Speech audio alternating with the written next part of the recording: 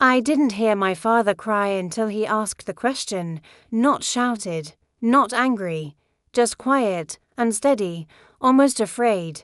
How did this happen? For a moment, I didn't answer. I stood in the doorway of my childhood home, coat still on, bag, resting by my feet, listening to a man I had known my entire life finally sound like he didn't know what to do.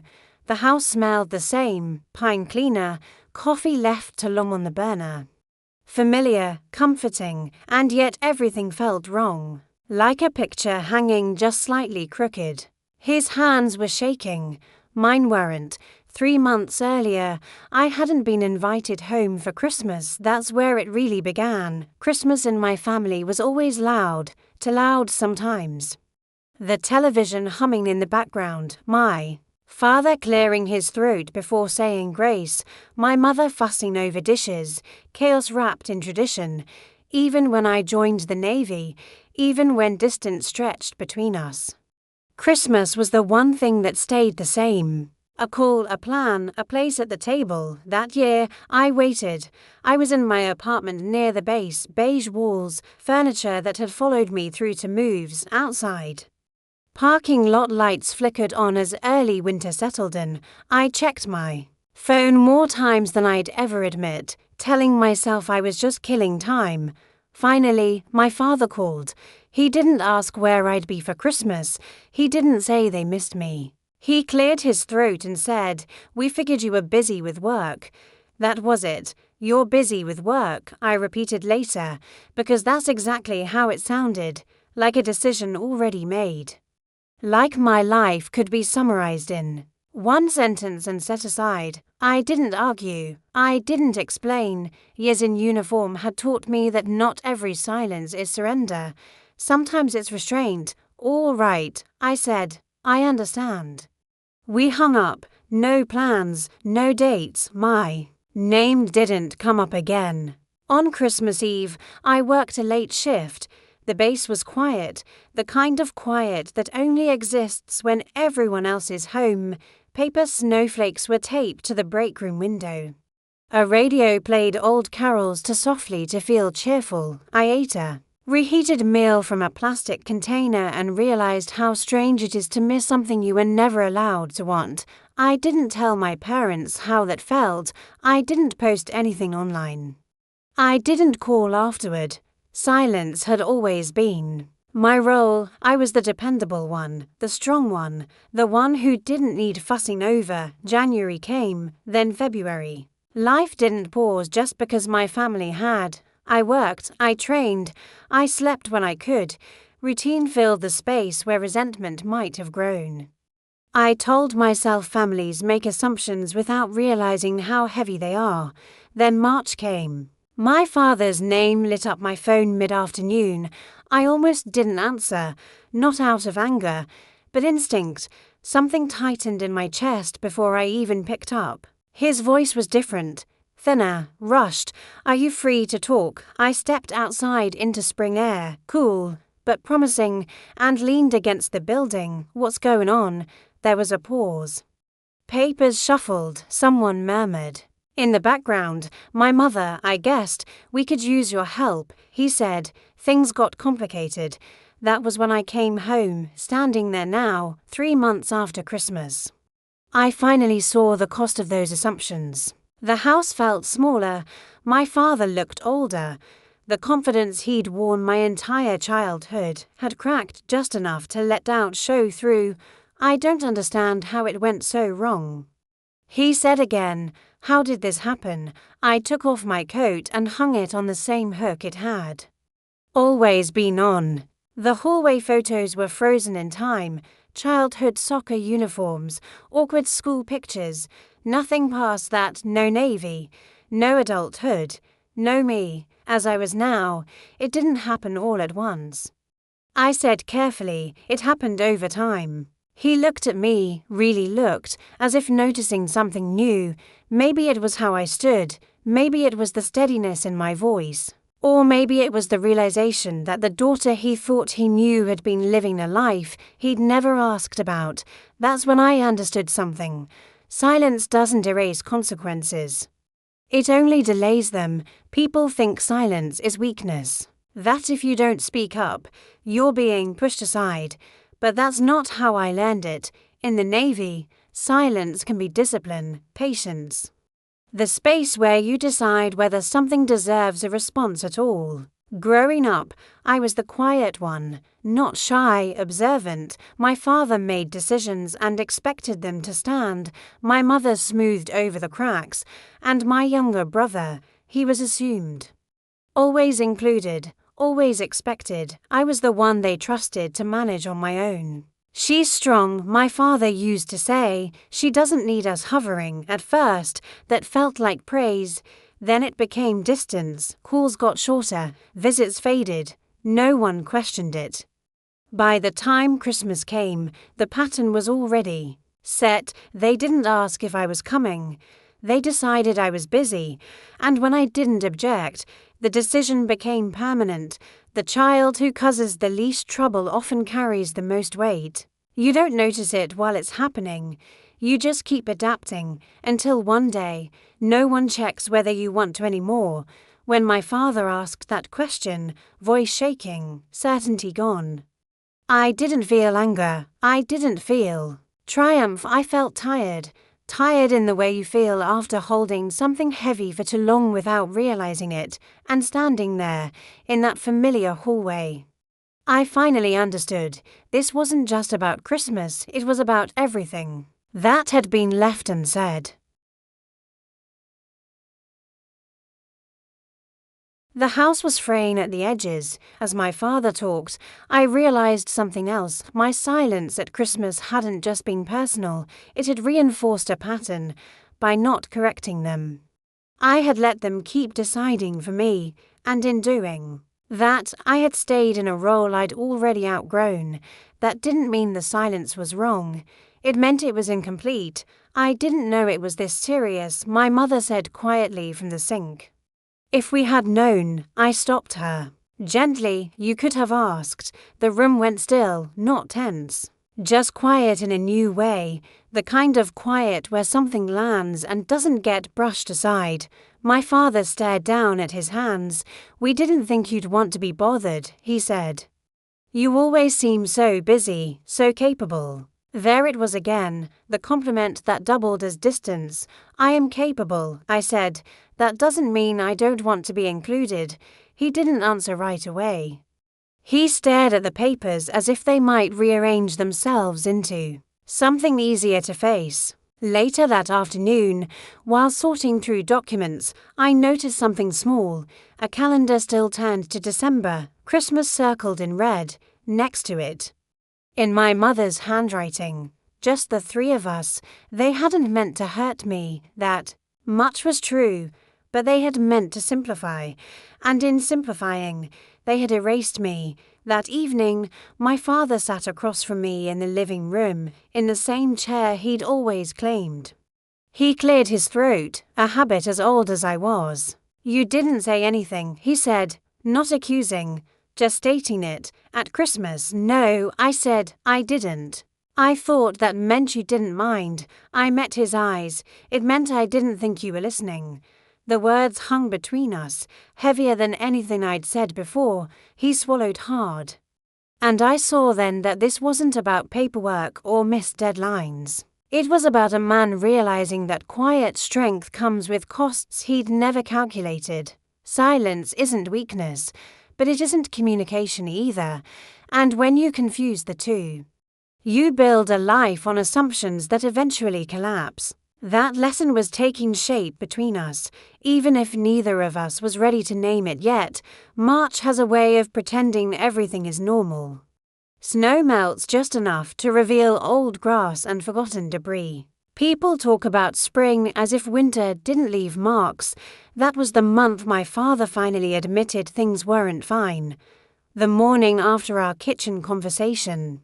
He asked me to drive into town with him. He said he wanted to show me a few things, his way of easing into a subject he didn't fully understand.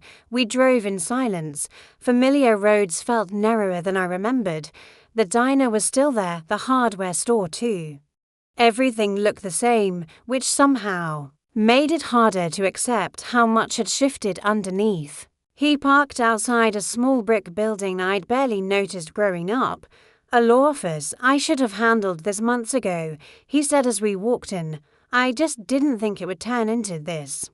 Inside, the air smelled like old paper and furniture polish. We sat across from a man in his late 50s who chose his words carefully, the way people do when they don't want to scare someone, but know they might have to. Missed deadlines, assumptions, documents signed without full understanding. Each explanation peeled back another layer of drift. I listened, asked questions, took notes. It felt familiar. Briefings, assessments, problem-solving. My father watched me the way you watch someone else take control of something you no longer can, not resentful, just stunned. On the drive home, he didn't turn the radio on. He gripped the steering wheel tighter than necessary. "I don't get it," he said. "I thought we were doing everything right." I looked out at fields just beginning to thaw. "You were doing what you've always done," I said. "That's not the same thing." He nodded slowly, turning it over, then, almost to himself, he asked again, "How did this happen?" That question followed me all day. It wasn't just about legal trouble. It was about a man realizing that familiarity can become blindness if you're not careful. That afternoon, I sorted files with my mother. She worked quietly, hands precise, avoiding my eyes. I recognized the look. It was the same one she'd worn my entire childhood, focused on the task, hoping tension would resolve itself without being named. "You could have told us you were upset," she said softly. "I could have," I said, "but I've also been telling you for years. Just not with words." She paused. "We didn't think it was that serious." "That's the problem," I said. "You didn't think. It wasn't cruel. It was just true." Later, my brother stopped by. He acted like nothing had changed. Talked about work, the weather, a truck he wanted to buy. He didn't mention Christmas. He didn't mention the silence. At one point, he laughed. "Dad says you're the one fixing all this." "I'm not fixing it," I said. "I'm helping you understand it." He shrugged. "Same thing." That's when it hit me. Things had always been handled for him, by my parents, by circumstance, by someone else stepping in. For me, stepping in had become second nature, but that didn't make it my obligation. That night, I sat alone at the kitchen table. The house was quiet in a heavier way than before. I thought about Christmas again, not with bitterness, but clarity. About how easy it had been to decide I was busy, how simple it was to leave me out once the story made sense. 3 months, that's all it took for those assumptions to unravel. The next morning, my father asked me to walk with him. We stopped near the old fence line. Leaning posts, broken boards he'd always meant to fix. "I never thought not inviting you would matter this much," he said. "I didn't think it would lead here. It didn't start with Christmas," I said. "That's just when it became visible." He exhaled slowly. "I didn't know. You felt so far away, you didn't ask." He nodded. No defense, no excuse, just acknowledgement. Not an apology yet, but closer than we'd ever been. That's when I understood something else. This wasn't revenge. There was no shouting, no dramatic victory. The reckoning was quieter. Watching someone you love realize that their certainty had costs, and that those costs had names. Mine was one of them, and when he asked, "How did this happen?" it was no longer a question I had to answer alone. There's a moment in every family crisis when the questions change. They stop being about what went wrong and start being about what was missed. That's where we were now. The paperwork lay neatly stacked on the dining table, deadlines circled, notes scribbled in the margins. My parents kept glancing at me, waiting for a verdict I hadn't given. They still thought the problem was the problem. They didn't yet see the absence underneath it. "You seem to understand all this," my father said one afternoon. "More than we do." I didn't answer right away. I was reading a letter from an agency he hadn't even realized he'd been dealing with. The language was calm, legal, final, not threatening. Worse than that, it assumed compliance. I understand it. I said finally, because I've been living with assumptions my whole life.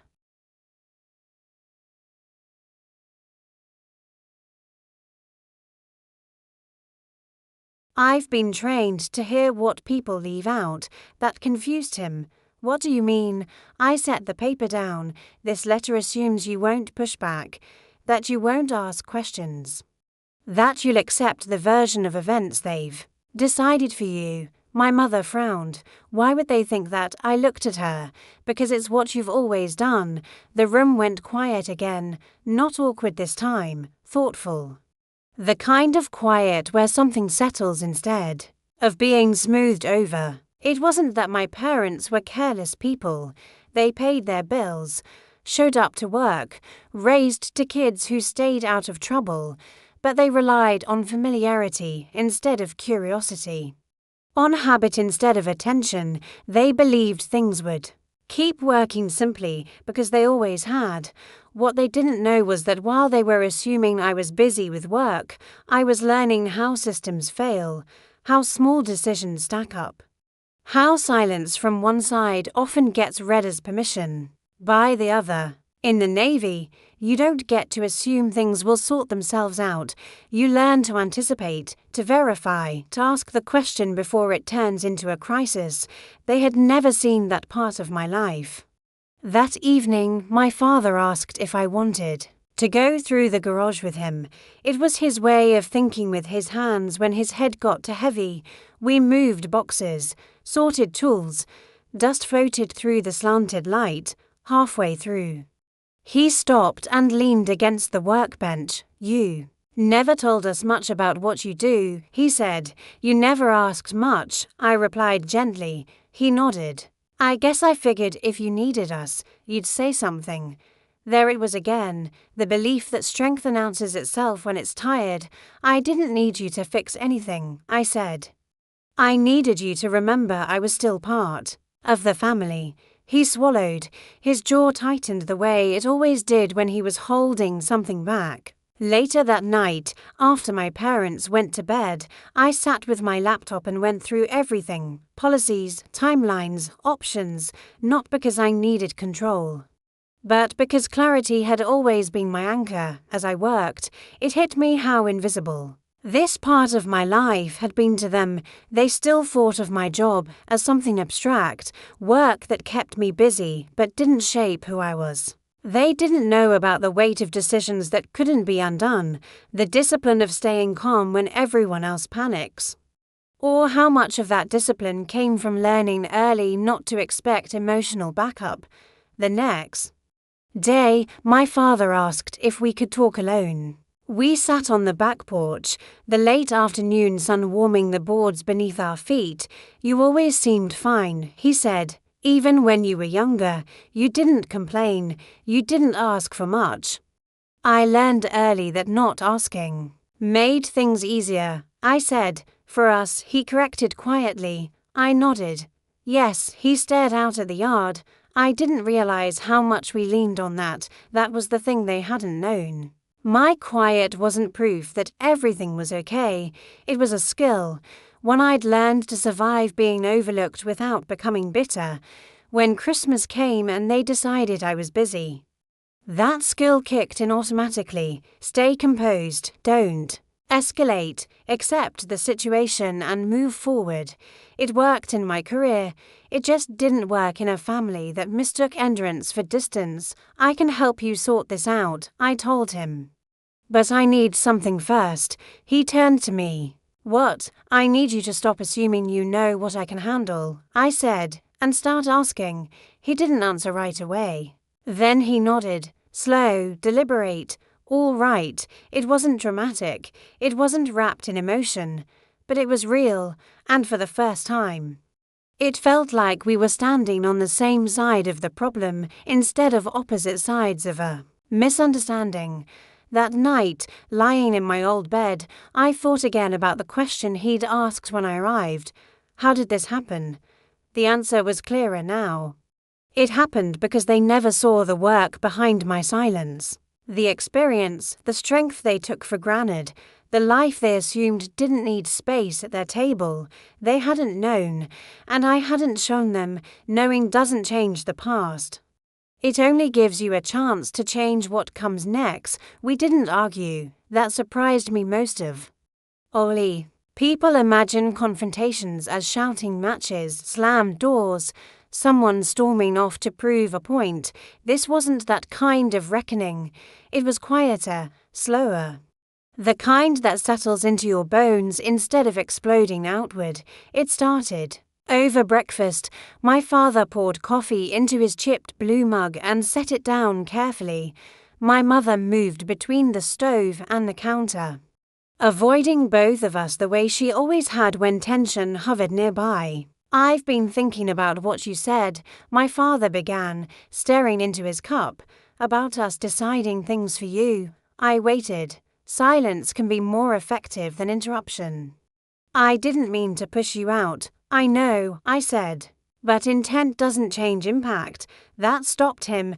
He looked up, really looked, as if hearing me instead of the echo of his own assumptions. "You're right," he said quietly. "I never asked myself how it felt from your side." That was the opening. Not dramatic, but real. "I'll tell you," I said. "But I'm not going to raise my voice to do it." We moved to the living room, the same space where I'd grown up listening more than speaking.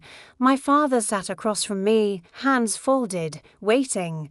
That alone told me something had shifted. "When you said I was busy with work," I began, "you didn't just explain my absence. You justified it. You decided it made sense for me not to be there." My mother sat down then, her face drawn but attentive. "I didn't think you'd want to come home just to sit around," she said. "You've always had more going on." "I do," I said. "That doesn't mean I don't want a place." My father exhaled slowly. "We didn't think of it that way." "I know," I said. "That's the problem. No accusation. Just fact. You've always decided what I can handle." I continued. "You did it when I was younger, and you never stopped. You decided I was strong enough to be overlooked." "That wasn't—" "I'm not saying you meant harm," I said, holding up a hand. "I'm saying harm doesn't need intention." That landed. The clock ticked. A car passed outside. Ordinary sounds carrying an extraordinary conversation. "I thought giving you space was respect," he said finally. "Sometimes it is," I replied, "but space without invitation feels like absence." My mother wiped her eyes. "We never wanted you to feel like you didn't belong." "I didn't feel like I didn't belong," I said. "I felt like I wasn't expected." That distinction mattered.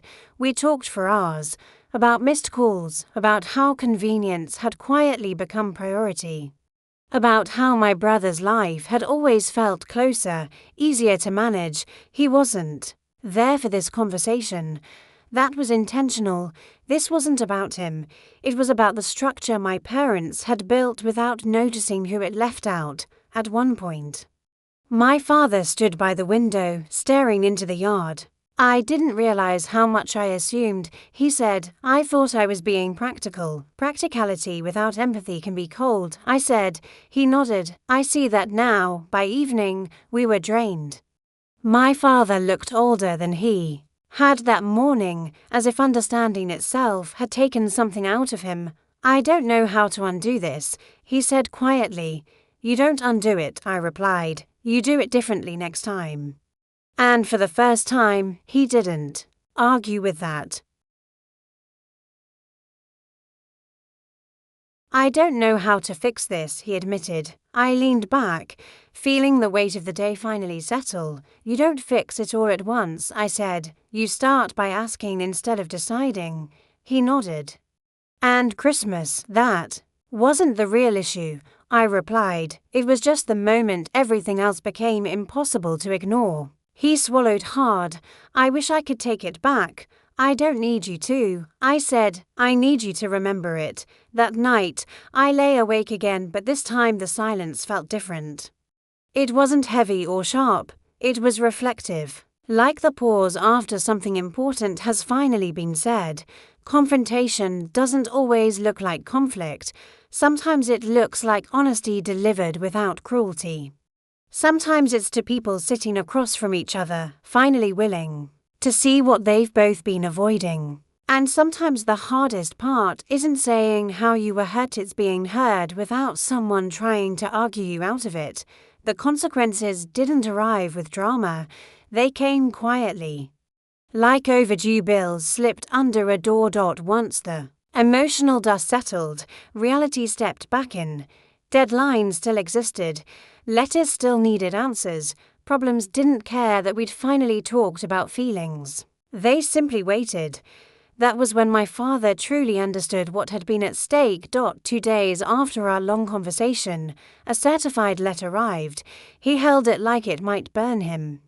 Turning it over before opening it, his shoulders sagged as he read, "They're moving forward," he said. Even after everything we sent, I read over his shoulder. The language was firmer now, less patient. One thing was clear. Decisions had been made on his behalf, because he hadn't made them himself. This could have been stopped earlier. I said, not accusing, just stating a fact. I know. He replied flatly, I know. That was the reckoning, not punishment, not humiliation. Just the realization that inaction carries weight, and assumptions don't protect you from consequences. We spent the next several days working side by side. I made calls, drafted responses, explained processes my parents had never needed to understand before. Each step revealed how exposed they'd been without realizing it. At one point, my father looked at me and said, "You do this kind of thing all the time, don't you?" "Yes," I said, "just not for myself." That landed harder than anything else I'd said. He watched how I stayed calm when conversations turned tense, how I didn't raise my voice when someone pushed back, how I listened more than I spoke. It wasn't bravado, it was experience, a way of moving through problems without letting them control you. "I thought your work was just long hours," my mother admitted one night. "I didn't realize it was like this." "It is," I said, "and it teaches you something important." "What's that?" "That ignoring small things doesn't make them go away." I said, "It just makes them harder to handle later." The irony wasn't lost on any of us. When we finally reached a point where the damage could be limited, where the worst outcomes were avoided, my father sank into his chair and rubbed his face with both hands. "If you hadn't come," he said thickly, "I don't know what we would have done." I didn't respond right away. Gratitude can be complicated when it arrives tangled with regret. "I would have helped eventually," I said, "because you're my parents, but it shouldn't take a crisis for that to happen." He nodded slowly. "I see that now." That evening, he poured himself a drink and sat alone at the kitchen table. I joined him without speaking. We listened to the hum of the refrigerator, the quiet settling of the house. "I keep thinking about Christmas," he said finally. "How easy it was to say you were busy." I looked at him. "Easy doesn't mean harmless." "I know," he said. "And I keep wondering if you hadn't learned to manage everything on your own, would this have turned out worse?" "Yes," I said honestly, "it would have." He closed his eyes. "That's hard to sit with." "It is," I agreed. That was when his earlier question returned heavier now. How did this happen? The answer wasn't a single mistake. It was a pattern. Years of assuming resilience meant absence. Years of choosing convenience over curiosity. "I didn't lose you," he said suddenly. "But I came close." I didn't soften that truth. He needed to feel it, not to suffer, but to understand. Reckonings don't always come with villains. Sometimes they come with mirrors. By the end of the week, things weren't perfect, but they were stable. My parents were tired, but relieved. I was exhausted in a deeper way. The kind that comes from carrying responsibility and emotion at the same time. On my last night, my father stood in the doorway of my room. "I don't want us to go back to how things were," he said. "I don't want to assume any more." "Then don't," I replied. "Ask even when it feels unnecessary." He nodded. I will. It wasn't a dramatic promise. It didn't fix the past. But it acknowledged the cost of ignoring the present. As I packed, I thought about how stories like this are often framed as revenge or triumph. But nothing about this felt victorious. It felt sobering. The reckoning wasn't about proving my worth. It was about watching someone realize they had underestimated the price of their certainty. And that realization, quiet, unavoidable, deeply personal, was more powerful than any confrontation could have been. On my last morning, the sun rose pale and careful, lighting the kitchen the way it always had. My father sat at the table, both hands wrapped around his coffee. I keep replaying it, he said softly. All of it. What part? I asked. Christmas, he said, and before that, and after. He shook his head. How did this happen to us? The question had changed shape.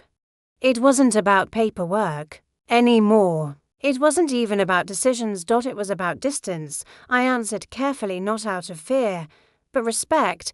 It happened because we stopped checking in. I said, you checked boxes instead. Holidays, calls, assumptions. You thought that was enough. He winced slightly. It wasn't. I finished. No, it wasn't.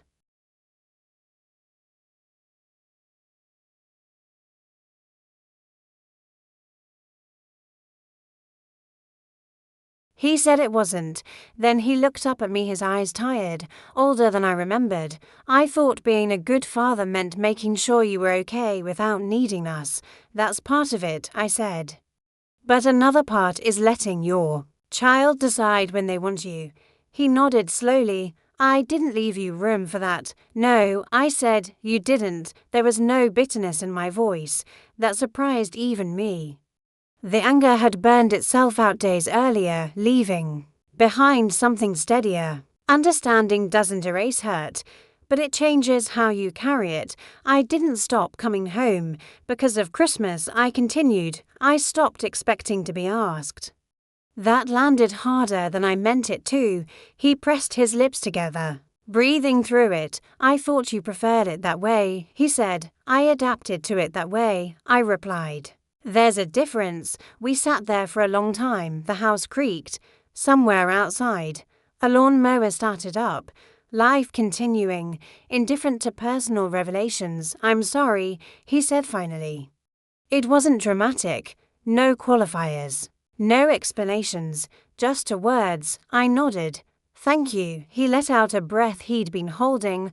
I don't know how to undo what I missed. You don't undo it, I said. You acknowledge it. And you do better going forward. He leaned back, staring at the ceiling. I wish I'd asked more questions. So do I said. But wishing doesn't change things. Asking does. Before I left, my mother hugged me longer than usual.